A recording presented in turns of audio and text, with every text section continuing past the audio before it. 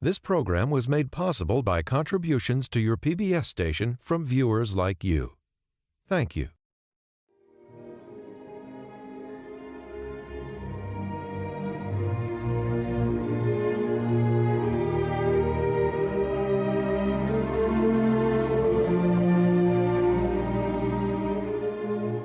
Good evening and welcome to this PBS NewsHour special, Prince Philip, A Royal Life. The Duke of Edinburgh passed away last Friday at the age of 99.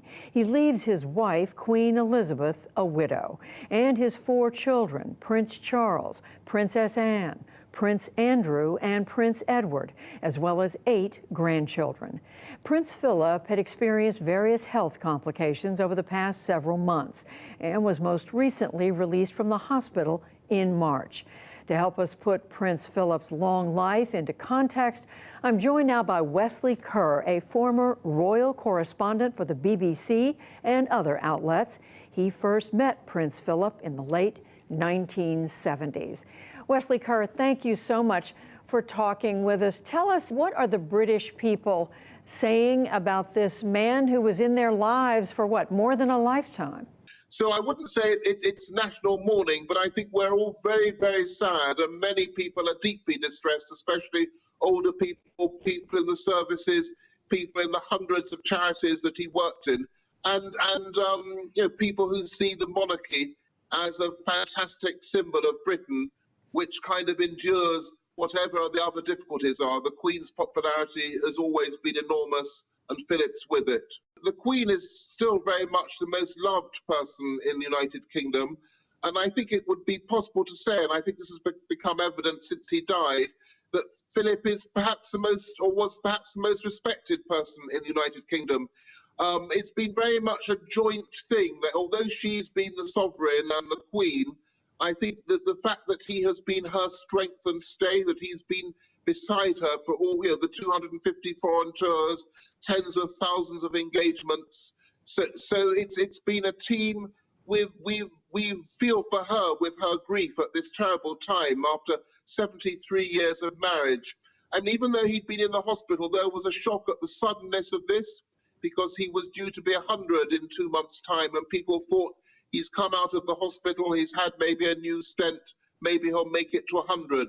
It sounds as if people almost had a personal relationship with him. I mean, despite the fact he's the royal and someone who's apart from them. Yes, I met him many times. Not that long ago, I met him on a ship moored in the centre of London for an event to commemorate the Second World War.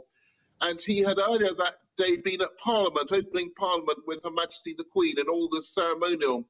And I said to him, oh, you must be a bit tired to have this engagement after that. He said, call that work? So there was a rather characteristic sort of bluntness about him. But he was actually very, very warm. He was very much as an all-round action man.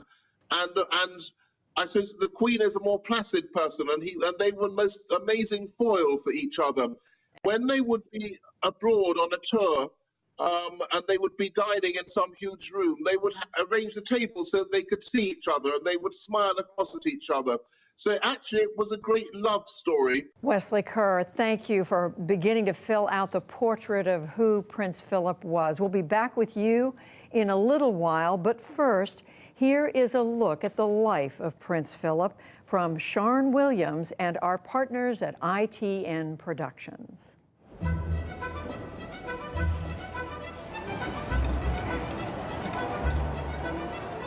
He was the man who for 7 decades walked with the Queen, accompanying, supporting and loving the most famous woman in the world. And he was just perfect for the country at the time, perfect for the Queen. It must have been a special marriage. His Royal Highness Prince Philip, Duke of Edinburgh, was the longest-serving royal consort in British history. He shared a lot of the difficult times with the Queen in a way that no one else could. As a partner in the most high-profile of marriages, his character influenced the evolution of the British monarchy. He wasn't part of the great social set of England at that time, and so he was a breath of fresh air. A fascinating, complex man Prince Philip was the foreign-born noble who overcame tragedy before earning his place at the very heart of the British establishment. He had an astonishingly difficult childhood, one which would have daunted, I think, anyone else, frankly. He was the all-action sailor who served Britain with distinction during the Second World War. It was always said by naval officers that he would have gone to the top of the Navy and he would have done it on his own merit. Before sacrificing personal ambitions in service to royal duty. He gave up everything for his wife, and there are not many men in this world who would do that. If Her Majesty became the epitome of unbroken discretion and calm, Prince Philip was, by comparison, larger than life.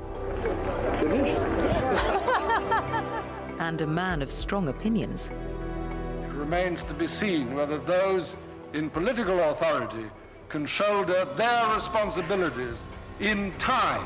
He enjoyed getting things done, and getting things done means being outspoken.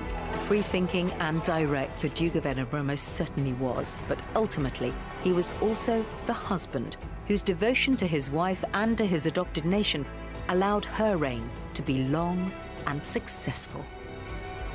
He has quite simply been my strength and stay all these years. And I and his whole family, and this and many other countries, owe him a debt greater than he would ever claim, or we shall ever know.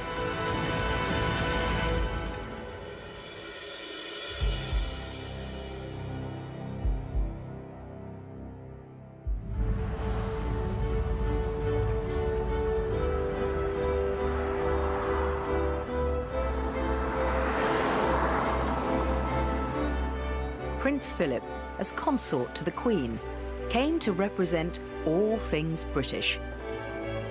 However, the man himself was famously, of course, not British-born. Prince Philip was officially born as a prince of Greece and Denmark, but the Greek royal family actually had no Greek blood whatsoever because a Danish prince, his grandfather, had been sent down there in 1863 to become King of Greece, and his mother was a Battenberg, so she actually was a great-granddaughter of Queen Victoria, born at Windsor Castle in 1885. It was a tumultuous time in Greek history. With the life of his father under threat following a military revolt, the infant Prince Philip was whisked to safety in a British warship as the family began years of exile across Europe. In later life, Buckingham Palace would become his official residence, but during those childhood years, Prince Philip would live at various times in France, Germany, and across Britain. When people asked him later on in life, you know, what language did you speak at home, for example? What language did you speak at home? He would sort of shoot back very sort of furiously and say, what do you mean at home? Because essentially he didn't really have a home. Philip was the youngest of 5 children and the only boy. As well as dealing with their life in exile, the marriage of his parents soon ended, his father effectively abandoning the family, his mother suffering a nervous breakdown, which meant the young Philip would be cared for by an English guardian. He once said to me, my father was away, my mother was ill, I just had to get on with it. And that was very much his attitude all through life. Prince Philip's family may have been royal, but after fleeing Greece had little wealth and were almost entirely dependent upon the generosity of their relatives. And it was those relatives who funded Philip's education, most importantly, allowing him to attend the newly established Gordonston. Gordonston had been founded by a German émigré, Kurt Hahn, whose principles would leave a lasting impact upon the young Philip. Prince Philip, through Gordonston, developed a love of outdoor exercise and a real movement away from introspection. You don't want to sit around thinking about your feelings. You do your duty, and that's what's important. So Prince Philip was schooled in duty not only through a royal upbringing, but most of all through Gordonston, when the idea was you create self-disciplined, organised, efficient individuals, not prone to too much introspection. He had a sort of inbuilt self-reliance, you know, even before he went to Gordonston. But I think Gordonston definitely helped to foster it and sort of build it into something more durable, perhaps. It was while studying in Scotland that Philip was rocked by yet more family heartbreak when his sister Cecile was killed in a plane crash. He was called into his headmaster's study at Gordonston and told that his sister had died with all her family, and the fact that she was pregnant at the time, that really did upset him hugely. One figure who would eventually help the young prince navigate such a difficult adolescence would also become his guardian, Louis Mountbatten. Louis Mountbatten, when he took over the job of sort of bringing Prince Philip up, his first most significant thing was to steer Prince Philip away from his original ambition, which was to join the RAF, and to follow the sort of Mountbatten family tradition and join the Royal Navy. The first step in that seafaring career would see the teenage Philip attend the Royal Naval College at Dartmouth, where he'd excel.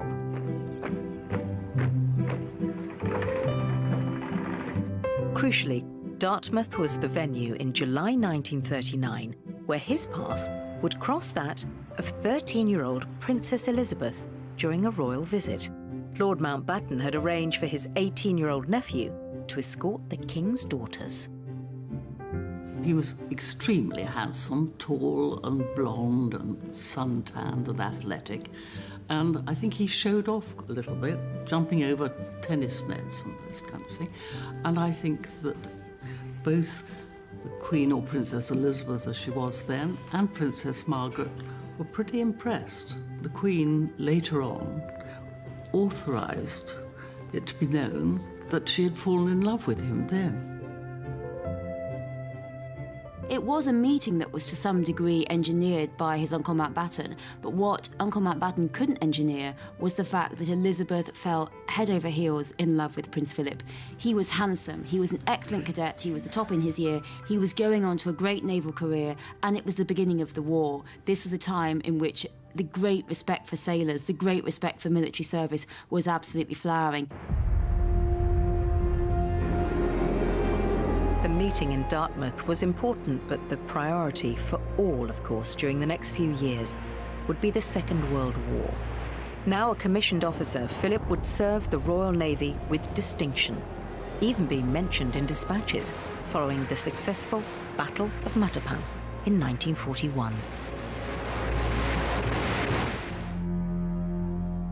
During the war, the prince and princess had corresponded, and with peace secured, the relationship could grow, with Prince Philip becoming a more noticeable presence within royal circles.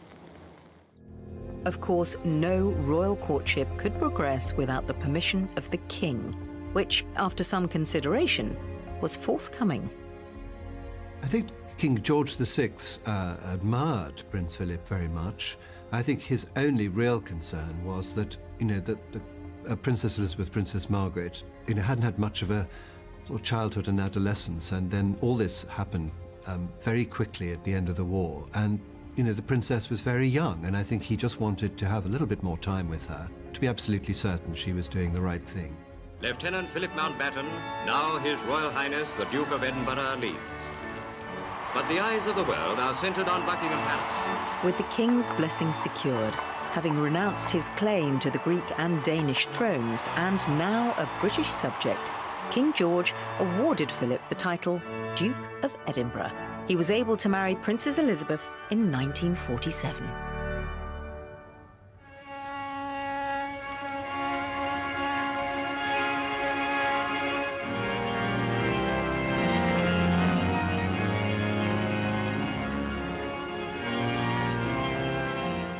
And now they are man and wife.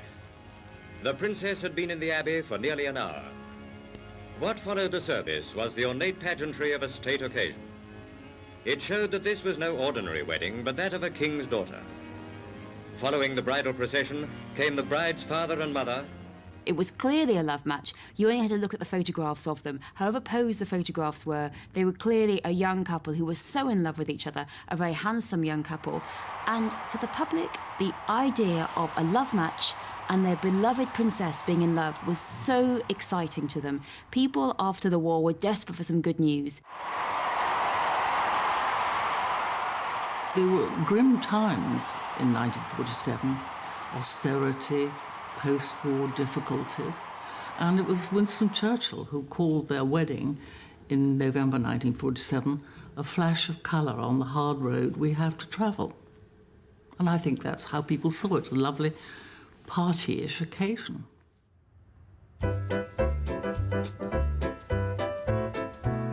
The years immediately following the royal wedding were among the happiest the couple would ever enjoy. As well as the birth of their first two children, Charles and Anne, Prince Philip continued his naval career, with Princess Elizabeth happy to support her husband. 1947 to 1952 were, by and large, a very happy time for the young couple, particularly when they were out in Malta, where Prince Philip was stationed, and Princess Elizabeth could drive her own car, she could go to the cinema, she could go to polo matches, she could go and go dancing in the hotel and lead the life of a young naval officer's wife.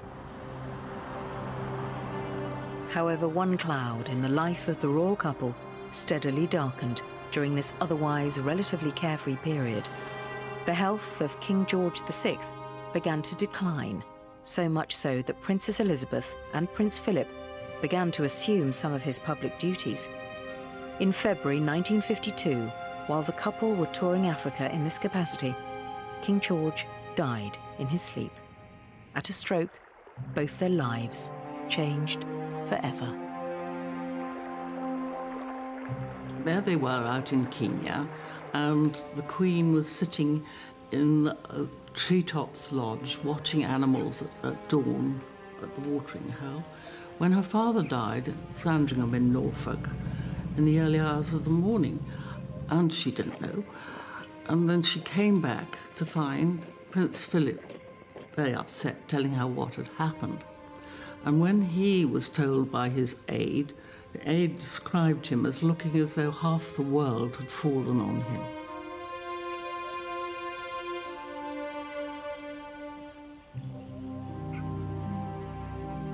Elizabeth Alexandra Mary is now, by the death of our late sovereign of happy memory, become Queen Elizabeth II. As well as the personal family loss, the prince was immediately aware that his naval career was effectively over, as he was now consort to the Queen.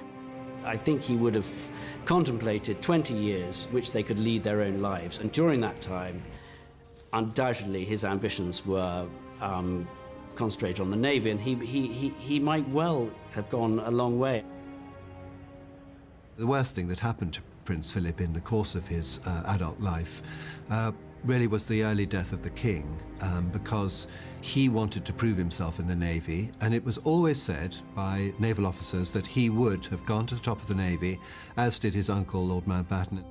The Crown of England, the Archbishop performs the simple, yet the most significant ceremony of the Queen's coronation. The coronation of Elizabeth II would take place the following year, in June 1953, an event watched by some 20 million people across the nation.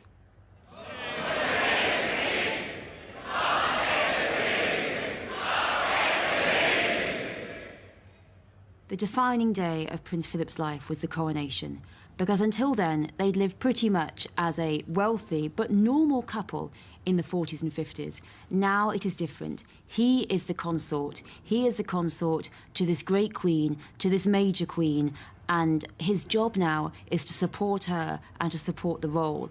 And that's, I think, quite difficult for any man at that period of time. We're talking about the time of the 50s housewife, when it was all about the woman supporting the man. Difficult for any man, but particularly different for a man like Prince Philip, who's been a leader, who's been what we would say was an alpha male. A leader, an alpha male, a commander, and now his job is to support his wife. The Duke of Edinburgh comes to vow lifelong allegiance to his queen.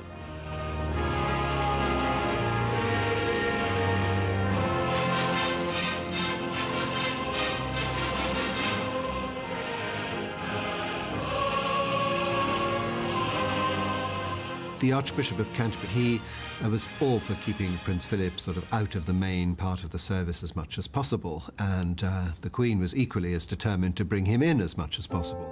When Elizabeth had become Queen, Prince Philip expected, as was customary, the new royal household would cease to be Windsor and instead take its name from him as Patriarch.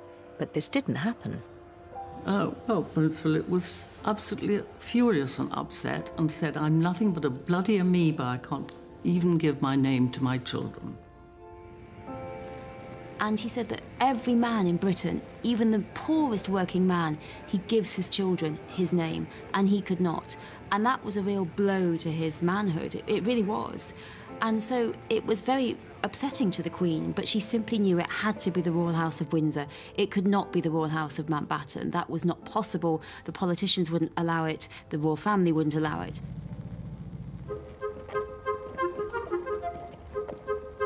Within the family domain, Prince Philip's function was head of the household. But in the public arena, as consort to the Queen, no role had been clearly defined for him. It would be up to the Duke of Edinburgh to carve it out. Prince Philip was somebody who was a bit of a workaholic, if everything should be known. He was full of ideas, full of energy. I think it was quite difficult for the Queen and the courtiers to actually know what to do with him. In response to this challenge, Prince Philip decided he could use his influence to champion areas of life often overlooked at the time. Ladies and gentlemen, it is clearly our duty as citizens to see that science is used for the benefit of mankind. For what use is science if man does not survive? British technology, science and industry were early beneficiaries, but the range of issues Prince Philip would come to engage with was impressive, illustrating from the outset he was a progressive campaigner well ahead of his time. It's totally useless for a lot of well-meaning people to wring their hands in conference and to point out the dangers of pollution or destruction of the countryside if no one is willing or capable of taking any action. Well, sir, time is fast running out, and it remains to be seen whether those in political authority can shoulder their responsibilities in time and act quickly enough to relieve a situation which grows more serious every day.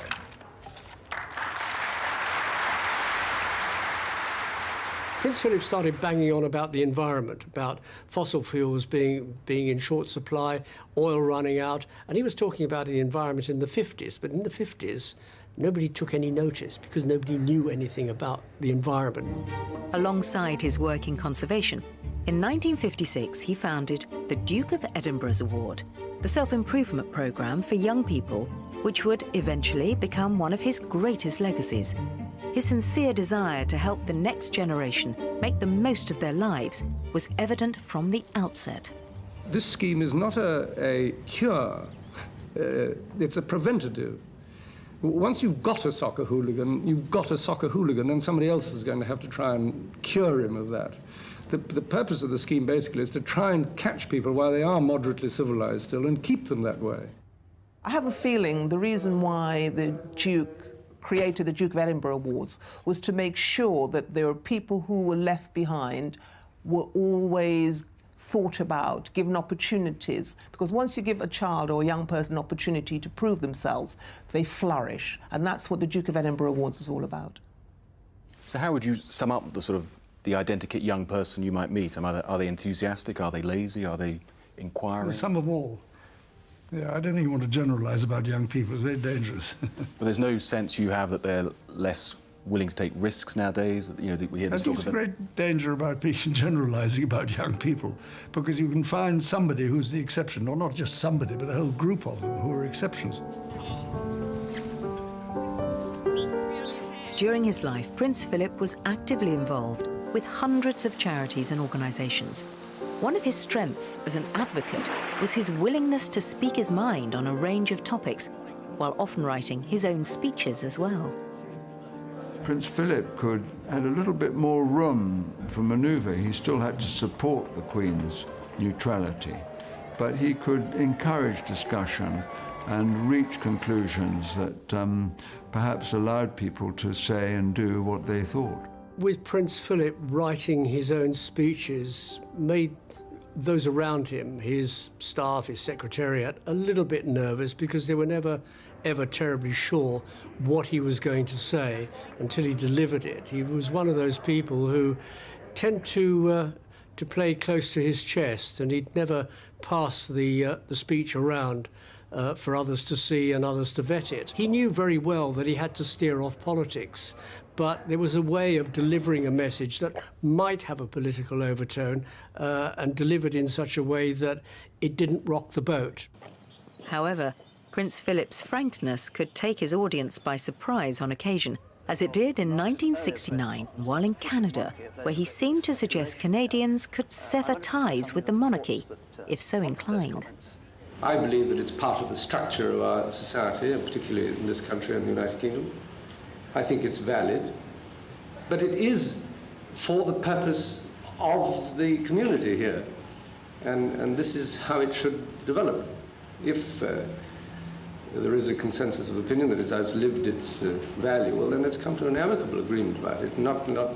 Really, we should be beyond the point where we have to have a revolution or something about these things. He enjoyed speaking out, he enjoyed getting things done, and getting things done means being outspoken at times. He was a man who was ahead of his time. When you think of all the things he campaigned for, the environment, food, looking after the world, you know, if you're ahead of your time, sometimes you're misunderstood, and I think that's what probably happened on many, many occasions to the Duke of Edinburgh.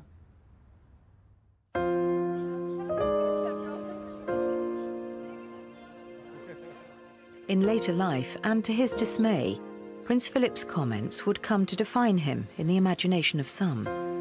They were not talking about his work, they were talking about his gaffes. He was very conscious that he'd become gaff man, and it annoyed him. He hated it.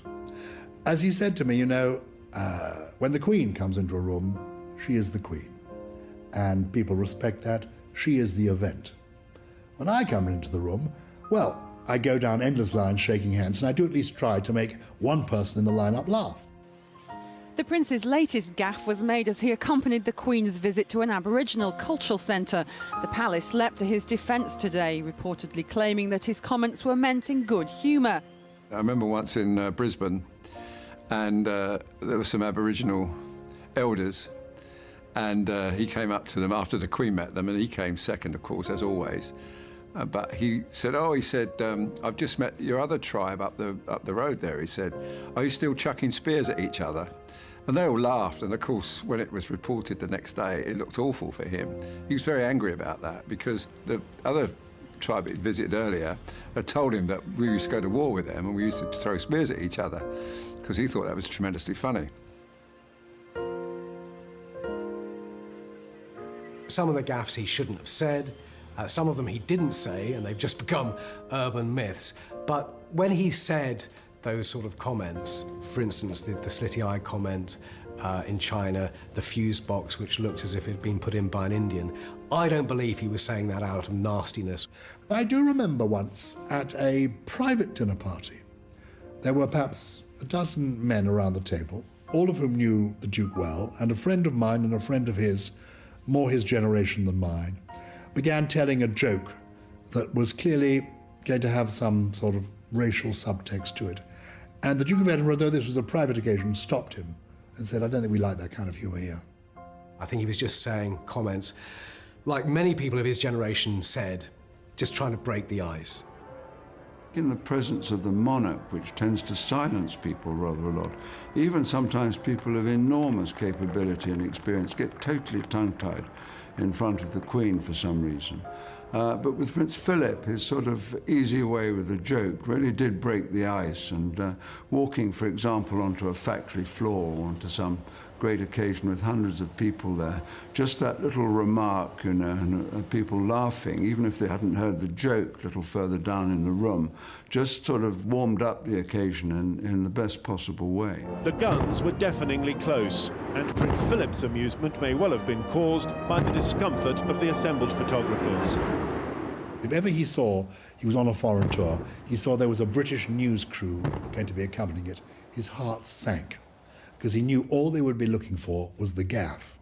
And he said, I also know that the tour will not be reported at all unless there is a gaffe. That sense of frustration led to a sometimes fractious relationship with sections of the media. Prince Philip's views of the British tabloid press were always pretty hard. He didn't like them. He didn't like any of them. There was an occasion I remember so well when a reporter from a tabloid tried to be friendly, I suppose. It was at a press reception. I can't even remember which country it was, but said, how was your flight, sir? And Prince Philip said, have you ever flown? And the reporter said, yes. He said, well, it was just like that.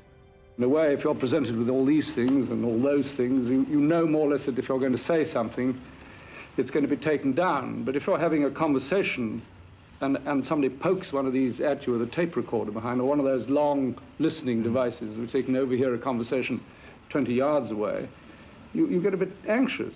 He resented the media, and that's because in the 50s and 60s he tried to work with the media. He was the person who brought television in, and he tried to build a constructive relationship. He felt that was just thrown back in his face. You suggested to a chap with one of these things how he might dispose of it in private conversation.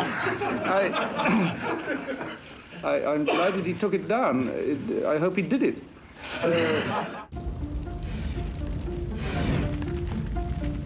The relationship between monarchy and media would become further strained during 1992, with some press reports criticising the cost to the public purse of repairing the fire-damaged Windsor Castle. What rankled him, I think, about the press was the constant drip feed, certainly in the 1980s and the 1990s, constantly having a go, constantly having a snipe at the royal family, constantly having a go at royal family finances. But there is every sign that it was the public outcry over the Queen's finances which followed the Windsor fire, and with the Queen herself under criticism from some MPs for apparently making no gesture towards the cost of repairs, which has brought forward the announcement which the Palace, the Treasury and the Inland Revenue have been piecing together. Headlines were also dominated by reports of the breakdown of 3 royal marriages. 1992 is not a year on which I shall look back with undiluted pleasure. In the words of one of my more sympathetic correspondents, it has turned out to be an annus horribilis.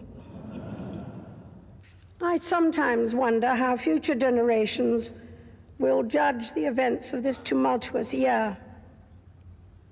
I dare say that history will take a slightly more moderate view than that of some contemporary commentators. The Queen was getting blamed left, right and centre by the media of not being able to control her family, which was a bit rich, suggesting that the Queen should be able to control her family, control their marriages. There's nothing that she could do about it. These are adult people, and if the marriage goes pear-shaped, then that's it. Nothing she can do about it. But she did have the support of Prince Philip. She was able to talk to him. He was a comfort to her. He'd always been a comfort to her, right from the day that they got married on the 20th of November 1947. Without doubt, the most damaging incident was the separation of Prince Charles and Diana, Princess of Wales. For his part, Prince Philip was criticised by sections of the tabloid press for being cold towards his daughter-in-law. And I think he was sometimes portrayed as, for example, being very critical of the Princess of Wales, of Princess Diana.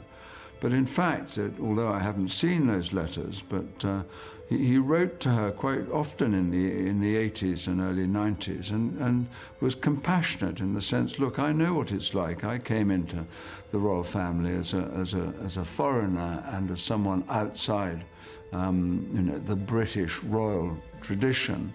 And I know acceptance is difficult and the media attention is difficult. And I think his attitude was a lot more sympathetic than he's given credit for from outside. Unfortunately, he wasn't able to help that marriage. And I think he was very sad about it because I think he hoped very much that they could resolve the situation because he knew it would be damaging not only to them personally, which it undoubtedly was, but to this institution of monarchy and therefore to his wife.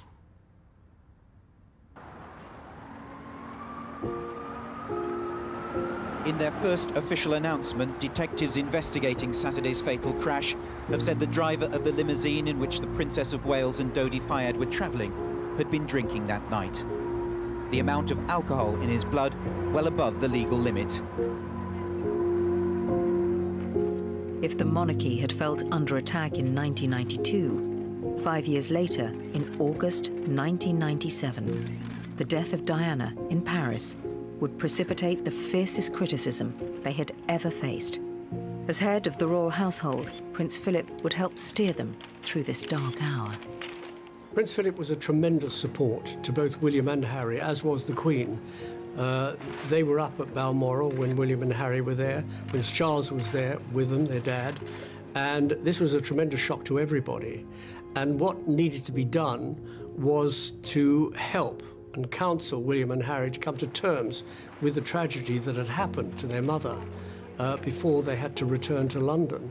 There was a lot of vicious press reporting aimed specifically at the Queen and Prince Philip for not being in London, particularly the Queen for not being in London at the time of the build-up to the funeral, not considering for a moment that William and Harry needed their grandparents and needed their father, needed to be shielded from everybody. This week at Balmoral, we have all been trying to help William and Harry come to terms with the devastating loss that they and the rest of us have suffered. With the royal family back in the nation's capital, behind closed doors, Prince Philip would help guide his grandsons through perhaps the most difficult event of their lives. Emerging from St James's Palace, Duke of Edinburgh behind Earl Spencer, and they are walking down to the Mall just as the cortege will pass, and they are clearly going to take their places behind it and walk behind it on what is now the traditional processional route from here. Philip knew that the protocol, whatever your age, was to walk behind the coffin of your parent, and William understandably wasn't sure whether he could do that. Now, it wasn't protocol for Philip to walk behind the coffin of his daughter-in-law, but he said to William, "If I walk, will you walk with me?"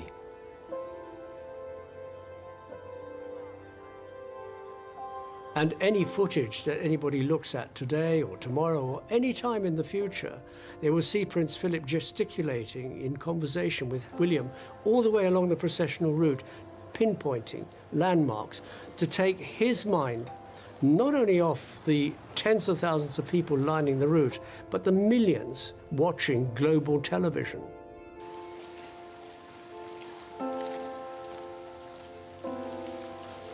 A reassuring pat on the back for Prince William from his grandfather.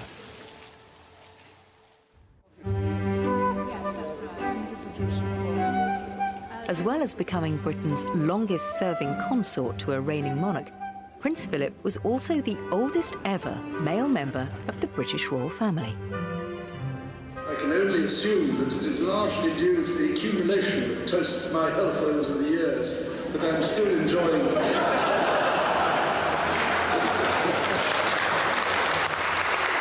It's a very satisfactory state of health and have reached such an unexpectedly great age.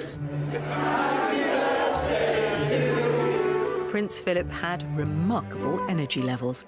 When he celebrated his 90th birthday in 2011, he stated that he would, understandably, begin to wind down his workload.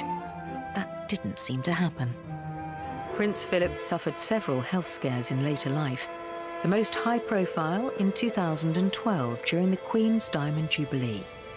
Poor weather during the river pageant caused Prince Philip to become ill and then hospitalised with an infection, forcing him to miss some of the subsequent celebrations. At the service at St Paul's, the Queen was going up the staircase at the cathedral on her own, and suddenly she looked really alone. You looked at those pictures and you thought, something's wrong here, what's missing? And of course, what was missing was the person, the one person who's been by her side for more than 60 years. I think just a good rest is probably required. Mind you, I think... Yes, inevitably, I think so, absolutely. And we were all... He's been watching it all on television, so... Prince Philip would recover, but perhaps his absence had spurred some to reflect on the prospect of losing him one day. Now that day has come, what insights do we have about the real Duke of Edinburgh? He would admit he was irascible and didn't suffer fools gladly, but he was a complicated guy. He was also very funny. The Queen and the Duke certainly do seem particularly at ease here. It was the Duke himself who decided that they should spend the actual day of their anniversary on Malta for this very private of public couples. Quite a romantic gesture.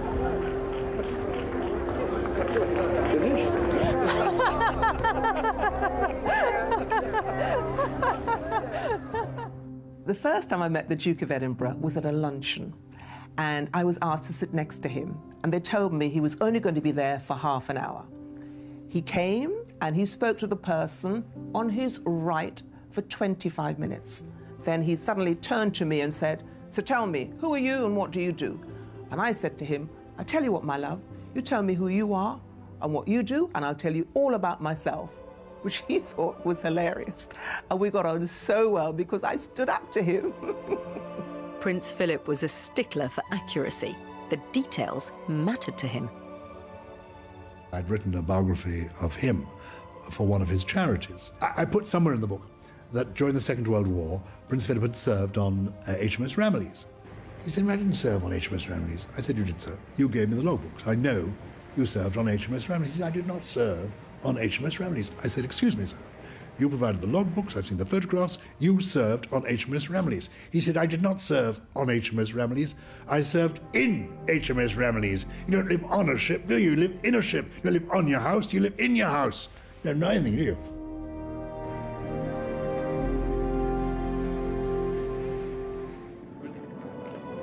I remember at the time of the commemoration of the 40th anniversary of the Second World War, he was being interviewed by a television team about his own contribution. The interviewer asked him, well, what did it feel like? You were being fired upon and you were there in a huge naval battle during the Second World War. What did it feel like? And was it very frightening? He said, well, you just got on with the job. And then afterwards, there weren't counsellors around saying, look, do you feel all right? Are you okay? Are you going to be able to manage? You just got on with the job, And immediately that was picked up by the press saying, this is very unfeeling and all the rest of it. And I remember thinking, actually, that's the man. He just gets on with it. The caricature of Prince Philip as, the sort of idiotic headlines of bluff, foot in the mouth, was so far and away from the truth of the figure that he was. Few knew Prince Philip better than his firstborn son, Prince Charles, who at one point during his own adulthood had been critical of his upbringing. That in turn had fed into a public perception of a difficult relationship between father and son, consort and future king. Prince Philip is a product was a product entirely of his generation. He served in the war. He had an astonishingly difficult childhood, one which would have daunted, I think, anyone else, frankly. He grew up in the school of hard knocks, then went straight to the Navy.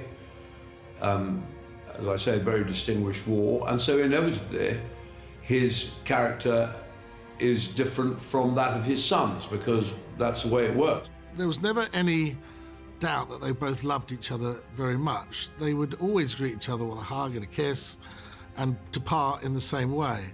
Now, the difference is that they would have different views on different subjects, diametrically opposed views half the time. And so therefore there would be quite a volatile discussion going on. But as someone said to me, that doesn't mean they don't like each other. It just means they disagree with each other and they would part with a kiss. And there was never any doubt that there was love between them. That love of family grew as the royal family grew. Philip lived long enough to see the arrival of 8 grandchildren and see them marry. he was also able to welcome the arrival of great-grandchildren, a fourth generation of royals. Of course, the most important relationship of Prince Philip's life was with his wife, Her Majesty the Queen. And in terms of defining his contribution and legacy, it's her words that guide many. All too often, I fear Prince Philip has had to listen to me speaking. Frequently, we have discussed my intended speech beforehand, and as you will imagine, his views have been expressed in a forthright manner. The only person's opinion that really counts here is the Queen's, and she has said more than once that she couldn't have done it without him. He said he tried to support the Queen without getting in the way, and I think, you know, on those terms, he was an incredibly successful and very important consort to the Queen. And as she said, we owe him a debt of gratitude more than probably we will ever know. He is someone who doesn't take easily to compliments, but he has quite simply been my strength and stay all these years. And I and his whole family, and this and many other countries, owe him a debt greater than he would ever claim, or we shall ever know. I think the Queen was absolutely right in what she said about the Duke of Edinburgh being her strength and her stay over many years, because I think that it's almost an impossible job, the head of state, and to do so on your own, and it's quite a lonely place. I think that the one person that she could be absolutely confident and have confidence in was her husband, and so he shared a lot of the difficult times with the Queen in a way that no one else could. If I had a proposal, she would often say, "What does Philip think? Have you talked to him?" And if I had, I would tell her. If I hadn't, I'd say, I haven't talked to him, but would you like me to do so? And she would say, yes, certainly. And once I did and came back to her with Prince Philip views, I can't remember any occasion where she didn't immediately say, well, right, go ahead. So I think he was a great source of both comfort, but also wise advice. And I think partly that was because he was a very intelligent, thoughtful man, but also because he was very independent-minded. But after August 2017, that comfort and wise advice for the Queen came behind the scenes and not in public. At the age of 96, Prince Philip retired from public duties. Taking the salute at Buckingham Palace as Captain General of the Royal Marines was his final solo public engagement after 65 years of service. In his later years, there would still be important family matters to contend with. Less than 2 years after attending the wedding of Prince Harry to Meghan Markle at Windsor Castle, Philip saw his much-loved grandson withdraw from royal duties.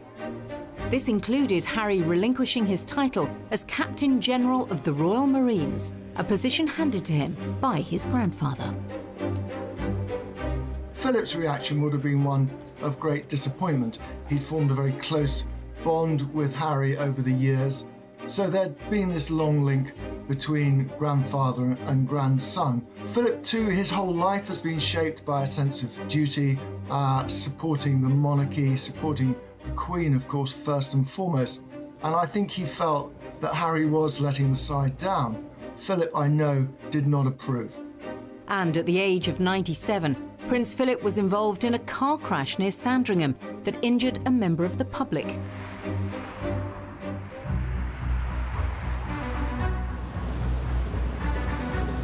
Despite these events, the importance of the monarchy would once again come to the fore at a time of crisis during the coronavirus outbreak. As the UK struggled with such an unprecedented emergency, Prince Charles was one of tens of thousands to be infected and spoke to the nation in a video message. The Queen also spoke to the public, and Prince Philip was with her in Windsor as she gave only her 5th unscheduled TV address to the nation. Philip was in isolation with her at Windsor Castle, where the broadcast was made, I am absolutely certain he would have cast his eye over the words that she was going to speak. The sentiment was very much the Queen's, of course, reflecting her own childhood and the epic years of the war, where she has such strong memories. And of course, Philip shares those memories. It was a moment when the monarch was able to offer some comfort, with Prince Philip giving her his support as he had done for decades. His life as a whole was one of service, of duty, of interest, and of doing things that make the world a slightly better place. That's part of his legacy. It's been a challenge for us, but by trial and experience, I believe we have achieved a sensible division of labour and a good balance between our individual and joint interests. Of course, after 50 years of experience, I find there's a great temptation to give advice. The trouble is that no two marriages are quite alike. However, I think that the main lesson that we've learned is that tolerance is the one essential ingredient of any happy marriage. It may not be quite so important when things are going well, but it is absolutely vital when things get difficult. And you can take it from me that the Queen has the quality of tolerance and abundance. Among the countless images he took of the couple, for Arthur Edwards, perhaps this one encapsulates best the bond between Queen and consort, husband and wife. That was the last day of their last trip to Australia, and they were leaving that big barbecue in Perth to get the plane home, and the Queen was trying to see as many people as possible, and obviously not everybody could give their flowers to the Queen, and so the Duke was collecting the flowers and bringing them over to the Queen, and it was that look of her face at him, absolutely adoring at him, and taking the flowers, and it was just, it says everything, that one look on her face and his smile and the fact that they're so connected. And he was just perfect for the country at the time, perfect for the Queen, and certainly we just got to be grateful we had him. The Duke of Edinburgh served this nation during war and long years of peace.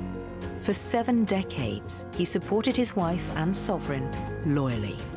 Though never seeking commendation, Prince Philip was unquestionably the foundation upon which Her Majesty's successful reign was built. And for that, above all else, he should be remembered.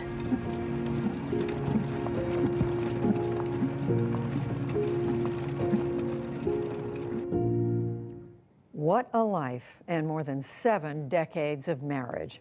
Thank you again to Sharn Williams and our partners at ITN Productions. I'm joined once again by longtime British royal correspondent Wesley Kerr. Wesley, you listened to that, you watched that story of Prince Philip, and you think about the relationship of the two of them.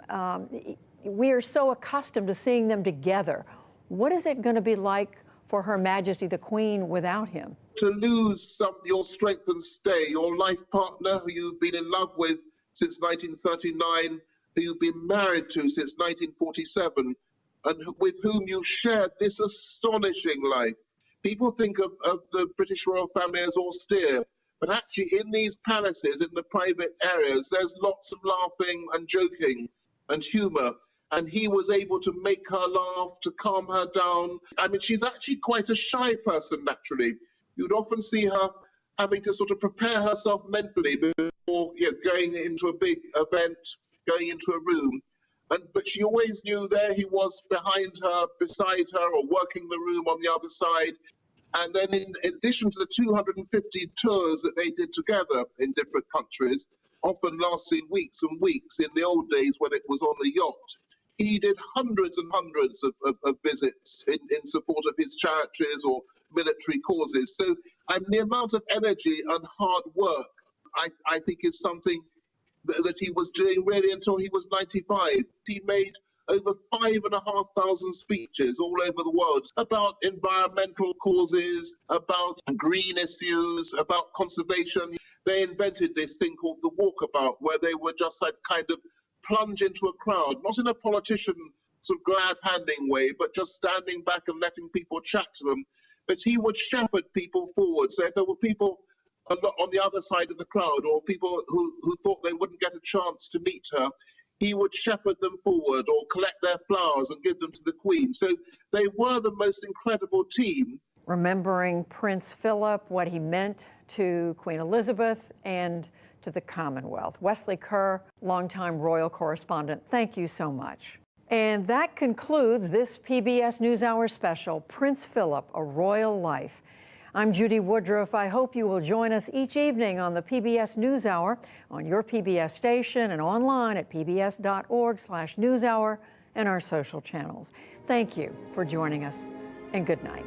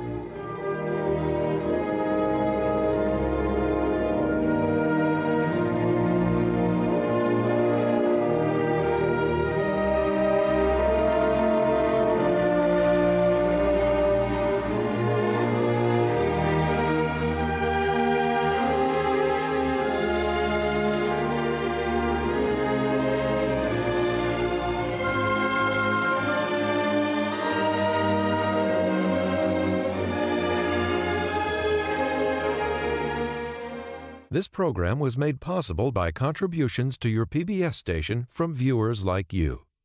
Thank you. You're watching PBS.